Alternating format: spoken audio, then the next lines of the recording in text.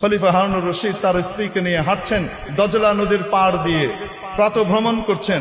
হাঁটতে হাঁটতে হঠাৎ দেখেন এক মজজুব টাইপের মানুষ ছিলেন বাহলুল, আল্লাহওয়ালা বুজুর্গ মানুষ, কিন্তু খুব সাদা সিধা থাকতেন। দেখে মানুষ বুজুর্গ মানে কিছু মনে করতো না, কাপড় চোপড় তেমন ঢঙের না, কিন্তু খুব আল্লাহওয়ালা মানুষ। বাহলুল বসে বসে কি যেন আঁকে, এমন এমন করে। তো রানীমা জুবাইদা জিজ্ঞেস করছেন, বাহলুল কি করেন? বলে, জান্নাতের ডিজাইন করি, জান্নাতের প্রাসাদ বানাই। তো উনি বললেন, কার জন্য বানাচ্ছেন? বলছে, যে কিনবে তার জন্য বানাই। তাই? আমি যদি কিনি আপনিও পাবেন। দাম কত? একা। কত দাম? একা। বলার সাথে সাথে মালিকা জুবাইদা, মেয়েরা কিন্তু দানশীল বেশি হয়, তাদের দিল নরম, তারা দানের ক্ষেত্রে স্বামীদের চেয়ে বহুত এগিয়ে থাকে। সুবহানাল্লাহ, আল্লাহ তাদেরকে বানিয়েছেন ওরকম। এখন কি করেছেন? ভেতর থেকে বের করে 1 আনা দিয়ে দিয়েছেন, এই নেন, আমার জন্য জান্নাত।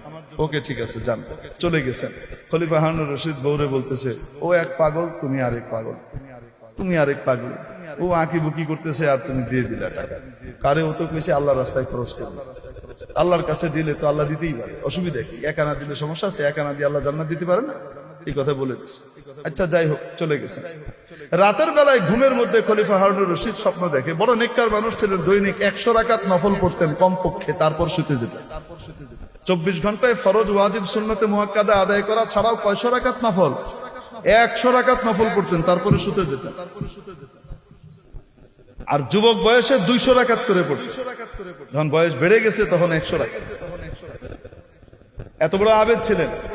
ঘুমের মধ্যে স্বপ্ন দেখেন যে জান্নাতের ভিতরে উনি ঘুরছেন, জান্নাতের নয়নাভিরাম দৃশ্যে উনি অভিভূত। এত সুন্দর জান্নাত, অনেক প্রাসাদ, তার ভিতরে চমৎকার একটা চোখ ধাঁধানো সুন্দর একটা প্রাসাদ। ওই প্রাসাদের কাছে উনি এগিয়ে গেলেন। হীরা মণি মুক্তা খচিত, এত সুন্দর সুন্দর রত্ন যেগুলো পৃথিবীতেও কোনোদিন কেউ দেখেনি। এক একটা খিলান ইয়াকুত পাথরের, রুবির, পান্নার, এগুলো দিয়ে এক একটা খিলান, এক একটা বিন এভাবে তৈরি করা। এক একটা ইট, একটা সোনার, একটা রূপার, কি গাঁথনি! ইট গুলারও এক একটা ডিজাইন আলাদা আলাদা। দেখে উনি অভিভূত। এত সুন্দর মহল কার? উনি ঢুকার জন্য ভিতরে ঢুকতে গেলেন, দারোয়ান আটকে দিল। কোথায় যান? ভেতরে যাও।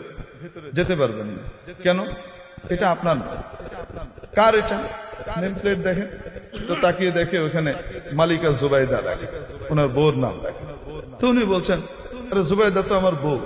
বউ দুনিয়াতে, এখানে